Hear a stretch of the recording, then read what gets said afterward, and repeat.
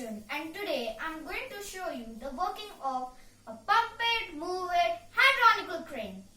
So, we have three plungers. Plunger 1 is for the up and down movement of the crane. Plunger 2 is for grabbing the objects in front of the crane. Plunger 3 is for sideways movement of the crane.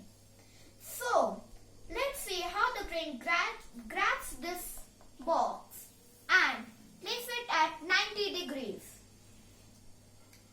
First, we have to grab the box and take it upwards. Then, we have to slowly take a round.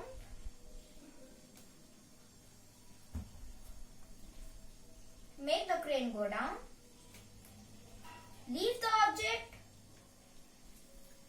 and return to the original place. So, thank you friends, and I'll be keep sharing such videos with fun activities. And now for today, good night.